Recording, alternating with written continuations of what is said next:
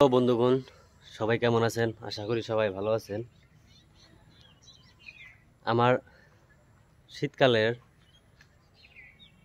মজাটাই আলাদা। শীতকালে যেটা পরিবেশ গঠন হয়, শীতকালের যেটা পরিবেশ হয়, যে মানে প্রত্যেকটা বস্তুই আর কি মানুষের মনের মতো হয়ে ওঠে। শীতকালটা অনেকই সুন্দর। একদম দেখেন আমার চারিপাশটা কি সুন্দর একটা পরিবেশ হয়েছে। আরও কিছুদিন গেলে মানে অনেক ভালো লাগবে। শীতকালটা কিন্তু অনেক ভালো লাগে। তো আজকে মানে আপনাদেরকে আমি দুটো গাছের কথা বলবো। গাছ, এই বস্তুগুলো তো হয়তো আমরা সব সময় দেখি, কিন্তু মার্ক করি না যে এগুলা দিয়ে কি হবে, এই গাছগুলো দিয়ে। তো গাছ দিয়েই সব কিছু হয়। তো আজকে আমি আপনাদের দুটো গাছ দেখাবো, যেই গাছ দিয়ে অনেক কিছুই হয়, মানে উপকৃত হই আমরা। তারপরে এই যে হাঁটতেছি আমি, এই যে তলে যে দেখতে পাচ্ছেন, এগুলো হলো দুবলা গাছ। যে আমরা দুবলা, বিভিন্ন জায়গায় মানুষ বিভিন্ন ধরনের ভাষায় বলে, কার কি ভাষায় কি বলে সেটা হয়তো আমি জানি না, কিন্তু আমাদের ভাষায় দুবলা। এগুলো যখন কোনো জায়গায় কাটা যায়, সেখানে আপনি কিছু দুবলা উঠাইয়া তারপরে ছাপা করে মুখ দিয়ে চাবাইয়া ওইটা ওখানে লাগাই দিবেন। সাথে দেখবেন আপনার রক্ত বন্ধ হয়ে গেছে, আর বিষ বেদনা যেগুলা ওগুলো সব কমে যাবে। তো যাই হোক, আপনাদেরকে প্রথম গাছটা দেখাইতেছি আমি। এই হলো সেই গাছ।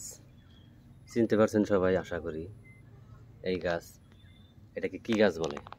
এটাকে বলে আপনার কি গাছ বলে? তুলসী।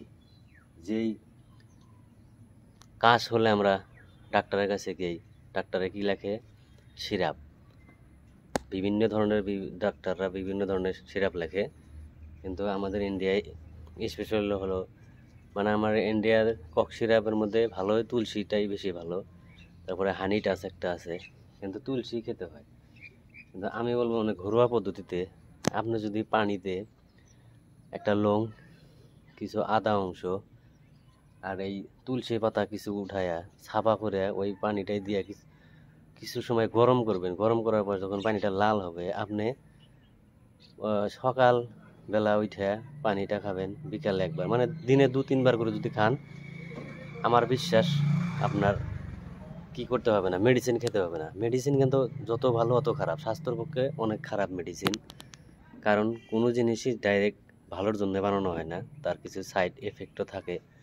তো কক সিরাপে অনেক সাইড এফেক্ট আছে ট্যাবলেটগুলোতে। সেই জন্য আমরা ঘরোয়া পদ্ধতি, নিজে অর্গানিক পদ্ধতি বানিয়ে খাবেন, 100% উপকৃত হবেন। আমার হয়েছিল, আমি এবার ট্রাই করছি, ইনশাল্লাহ একদম আমার কাজ যেটা ছিল সেরে গেছে। এবার আমাকে মেডিসিন নিতে হয়নি।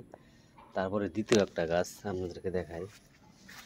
এই এই গাছটা হয়তো চিনতে পারছেন। দেখেন, ভালো করে দেখে নেন, এই গাছটা ভালো করে দেখে নেন, এটা কি গাছ। গাছটা হয়তো চিনতে পারতেছেন আপনারা। এই গাছটাকে আমাদের ভাষায়, মানে আমাদের অঞ্চলের ভাষায় বলে পাথরচুনা গাছ। তা আপনাদের ভাষায় কি বলে জানি না। এটা হলো পাথরচুনা গাছ।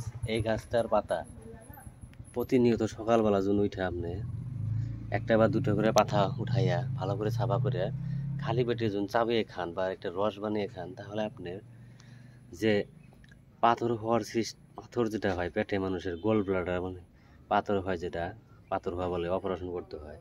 যদি আগে থেকে আপনি এই গাছের পাতাটা প্রতিনিয়ত খেয়ে থাকেন, তাহলে সেটাকে যদি ছোটোখাটো হয়েও থাকে তাহলে বার হয়ে যাবে, আর যদি না হয়ে থাকে তাহলে হওয়ার সম্ভাবনাটা কমে যাবে। আর আপনার ভিতরে যত ময়লা যা কিছু আছে সব এই গাছের রসে আপনার ক্লিয়ার করে দিবে। এত উপকৃত এই গাছগুলো। তো সেই জন্য আমরা সবসময় গাছকে অবহেলা করি। গাছকে অবহেলা করা যাবে না ভাই। এই গাছের দ্বারাই সব মেডিসিন তৈরি করা হয়। তো তাহলে আপনারা জানতে পারলেন কি বললাম। এটা হলো পাথরচুনা আর এটা হলো তুলসী।